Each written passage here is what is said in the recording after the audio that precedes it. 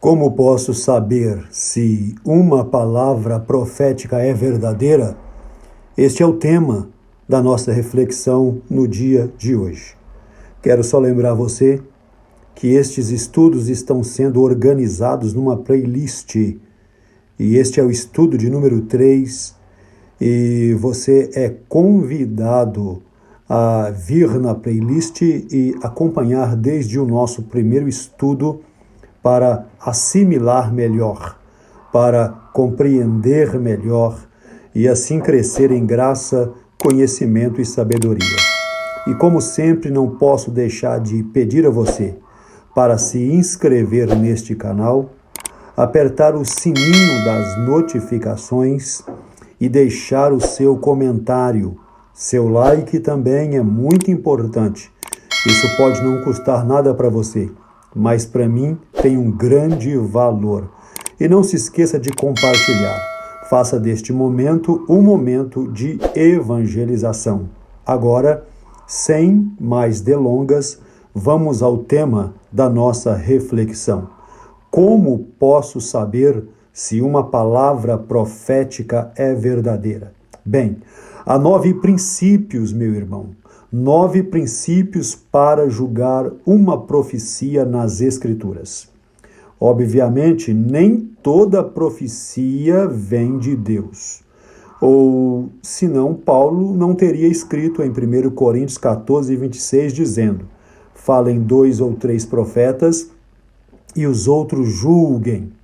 João também falou sobre isso.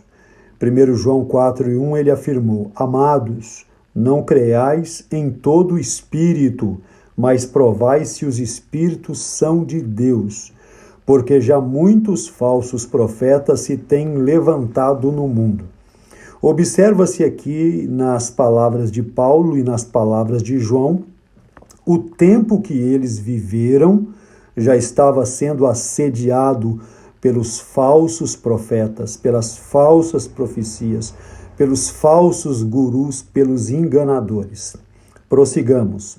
Então nós somos constantemente instados a provar os espíritos, porque cada profecia ela pode vir ou de Deus, ou da carne, da própria pessoa, ou do diabo, através dos seus espíritos malignos. Quando a verdade é negada, o engano é automaticamente liberado. Repito, porque isso é deveras sério. Quando a verdade é negada, automaticamente o engano é liberado. Falsos profetas e falsas profecias alastram-se tremendamente no mundo hoje. A falsa profecia leva ao engano e faz com que nós, a igreja, o crente, seja um objeto de manipulação ou de dominação por estes falsos profetas, falsos mestres, falsos gurus, os quais têm objetivos malignos, planos escusos e escuros, porque são trevas e não luz. Vejamos então aqui o primeiro princípio para sabermos se uma palavra profética é verdadeira. Primeiro princípio: o propósito da profecia no Novo Testamento é edificar, exortar e consolar. Isso está escrito em 1 Coríntios capítulo 14, versículo 3. Depois você lê com atenção. A palavra que aparece primeiro, então, é a palavra edificar. O que significa edificar aqui? Significa fortalecer, dar força, melhorar, robustecer. E a palavra exortar? O que significa? Significa encorajar. Não é xingar, não é bater, é encorajar. Algumas pessoas falam assim: o homem de Deus pregou demais, a mulher de Deus pregou demais, bateu com força. Isso é o ministério da exortação. Não é. Exortar na Bíblia significa consolar. Exortar na Bíblia significa encorajar, fortalecer, tá? E, por fim, a palavra consolar, que usamos como adjetivo para falar de exortar acima. Consolar tem o significado muito claro: dar conforto, dar consolação, dar alento, sustento, alimento. Quando qualquer um entrega a você, ou a mim também, é claro, uma mensagem sobre a nossa vida, com ares de profecia, esta mensagem deixa você cheio de sentimentos, de condenação para baixo, com medo, frustração. Pode ter certeza, esta mensagem não provém de Deus. O segundo princípio para saber se uma palavra profética é verdadeira é que profecias sempre vão concordar com a palavra de Deus. Profecias sempre concordam com a palavra de Deus.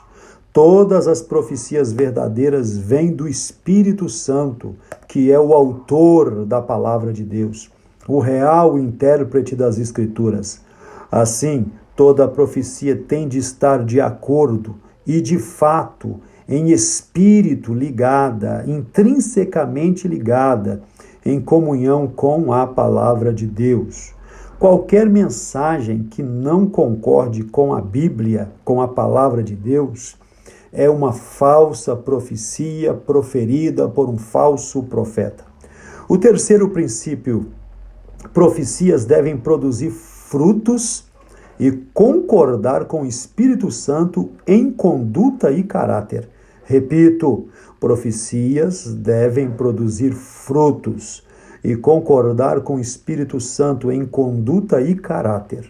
Foi Paulo quem escreveu aos Romanos 14:17, porque o reino de Deus não é comida e nem bebida, mas é justiça, é paz, é alegria no Espírito Santo. Redobre sua atenção então, porque qualquer forma de alegria ou de paz que se coloque fora da justiça é um espírito demoníaco em atuação, é um espírito de religiosidade. Um homem que profetiza, se diz profeta, mas faz contas e não paga as contas, é um falso profeta. Tá? Muito simples. A pessoa fica se endividando, dando o calote na praça, é um falso profeta. Um homem, uma mulher que profetiza, mas vive em imoralidade sexual e irresponsabilidade com a vida financeira e vive um profundo engano e é um falso profeta. Conheço muitas pessoas que já caíram no pecado do adultério, tá? Várias vezes se levantam e diz que foi o inimigo que se levantou, que a pessoa era a Dalila, etc., e que se levanta dizendo: eu sou um profeta de Deus, estou sendo perseguido, e ainda acha uma meia dúzia de abobalhados para seguir esta pessoa imoral, ilegal, tá? Completamente contrária. A profecia deve concordar com o fruto do Espírito. Em Gálatas, Paulo expõe que o fruto do Espírito é, no singular, né? Caridade, gozo, paz, longanimidade, benignidade, bondade, fé, mansidão e temperança. Se a profecia não tem caridade, não tem gozo, não tem paz, enfim, não tem nenhuma das qualidades do fruto do Espírito, pode ter certeza, my friend, essa profecia não vem de Deus. Falsos profetas não descem à rua principal gritando, né? Palavras obscenas. Não. Os falsos profetas não saem por aí proclamando palavras obscuras. Não. Mateus capítulo 7, versículo 15 a 16, eu gosto muito dessa referência. Afirma que os falsos profetas, eles são lobos. Por dentro é lobo, tá? Mas por fora eles vêm com pelo de ovelha. Parecem boas pessoas, falam de forma agradável, linguagem polida, aveludada, palavras bem organizadas, até agem como ovelhas, mas o propósito deles são desonrar, enganar, macular, manchar o corpo de Cristo. A primeira coisa que um falso profeta, uma falsa profetisa ou qualquer outra pessoa que está neste engano, ele vai dizer para você: não me julgue, meu irmão, não me julgue. Sempre vai usar isso aí, desculpa aí a minha ironia ao trocar aqui a entonação da voz para poder tentar repetir da maneira que eles falam, tá bom? Isso realmente é frustrante. você não está julgando simplesmente uma pessoa. Você está julgando os frutos que esta pessoa produz, conforme Paulo nos ensina. Jesus disse que uma árvore boa não pode produzir frutos ruins, tá certo? O princípio de número 4. Se uma profecia contém predições que se realizam, que não se realizam, viu? Garganta aqui não está muito boa, não. Se uma profecia contém predições que não se realizam, é biblicamente uma profecia falsa. Deuteronômio 18, 22. O texto diz assim: quando tal profeta falar em nome de Deus, em nome do Senhor, e a tal palavra não se cumprir nem suceder assim, esta palavra é a palavra que o Senhor não falou, e com soberba falou tal profeta. Não tenha respeito por ele. Veja bem, isso é muito sério, é muito severo. O princípio de número 5, para conhecermos se uma palavra profética é verdadeira, é se uma profecia se cumprir, mas promover desobediência contra Deus ou contra as Escrituras, joga fora. Não é uma profecia verdadeira e, repito, se uma profecia se cumprir, mas promover a desobediência contra Deus ou contra as Escrituras, não é uma profecia verdadeira. A Bíblia diz: quando o profeta ou sonhador de sonhos se levantar no meio de ti e der um sinal, e até prodígios, até sinais, prodígios, e suceder que o tal sinal ou prodígio de que te houver falado, dizendo: vamos após outros deuses que não conhecestes e sirvamos, não ouvirás a palavra deste profeta ou desse sonhador de sonhos, porque o Senhor vosso Deus vos prova para saber se amais o Senhor vosso Deus de todo o coração e de toda a vossa alma. Deuteronômio 13, 1 a 3. No estudo anterior, nós falamos sobre o engano. Depois você volta lá, assiste, deixa seu comentário, que nós falamos sobre o engano, que um dos fenômenos mais patentes, latentes e manifestantes da última hora se chama o engano. Moisés afirma de forma clara no texto que citamos de Deuteronômio 13, 1 a 3, que mesmo que a profecia tenha cumprido, mesmo que a profecia ela tenha um significado de parece que é uma profecia, que parece que é um profeta de Deus, mas se por um outro lado você olhar que a fonte da orientação espiritual, são, por exemplo, as adivinhações, no contexto contemporâneo, horóscopo, consulta a médiuns, quiromantes, você que estiver aceitando tal profecia vai se comportar como um adúltero espiritual, vai se comportar como quem está vivendo um adultério espiritual. Então rejeite em nome de Jesus uma profecia que conduz pessoas à desobediência. O princípio de número 6, a verdadeira profecia produz liberdade e não escravidão. Meu querido, eu gostaria muito que você comentasse aí nos comentários sobre esta questão. Viu, my friend? A verdadeira profecia produz liberdade, ela não produz escravidão. A Bíblia diz: porque você não recebeu o espírito de escravidão, para outra vez estar em temor, mas recebestes o espírito de adoção de filhos, pelo qual chamamos Abba Pai, ou seja, meu papai, papaizinho, meu pai. Romanos 8 e 15. Depois você lê, medita e reflita. E é bom lembrar que tudo que eu estou falando aqui você tem que examinar. Você tem que examinar.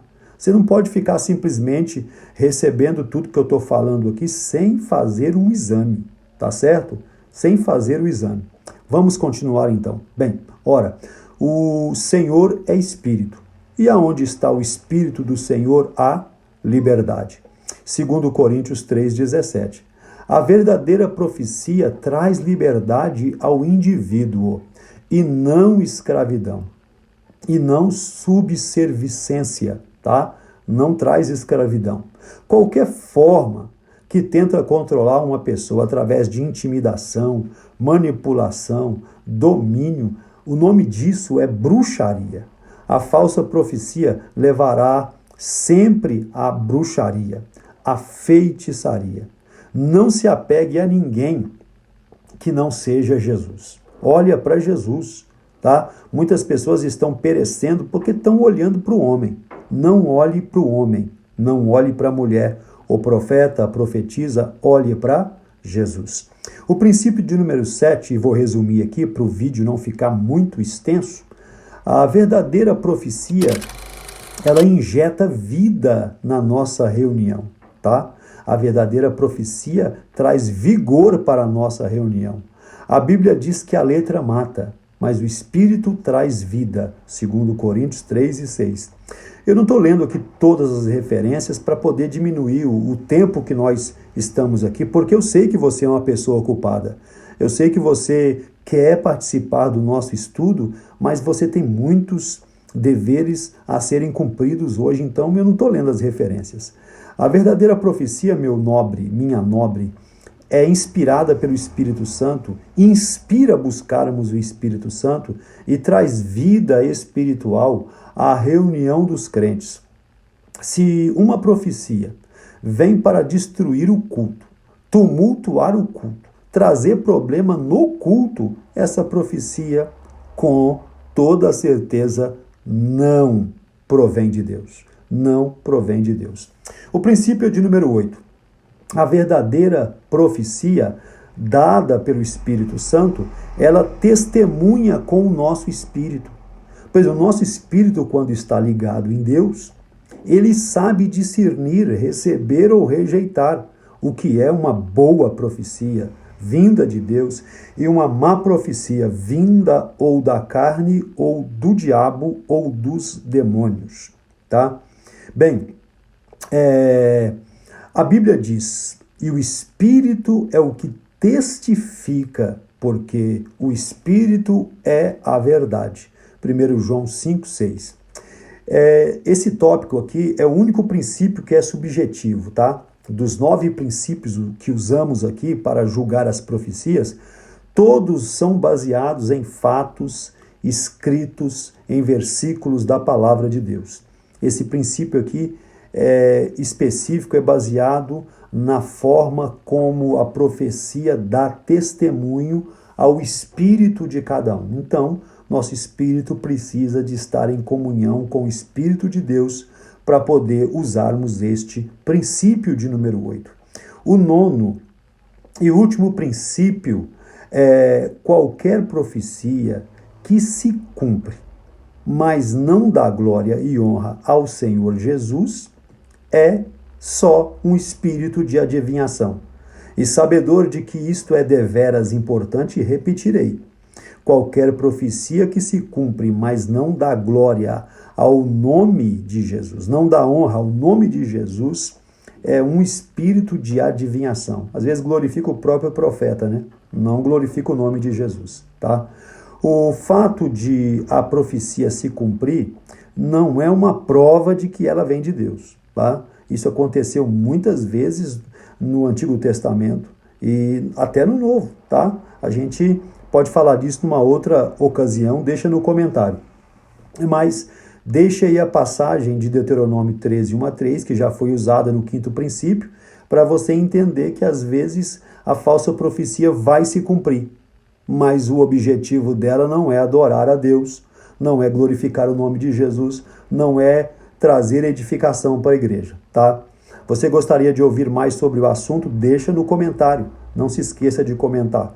Eu me despeço agradecendo você por ter chegado até aqui e me despeço deixando 1 Coríntios 14:3 que diz: mas o que profetiza fala aos homens para a edificação, a exortação, a consolação. Deus te abençoe inoxidavelmente em nome de Jesus. Concluindo, com gratidão, peço mais uma vez, inscreva-se no nosso canal, acione o sininho para não perder a notificação. Compartilha, comenta, my friend. Deus te abençoe inoxidavelmente em nome de Jesus.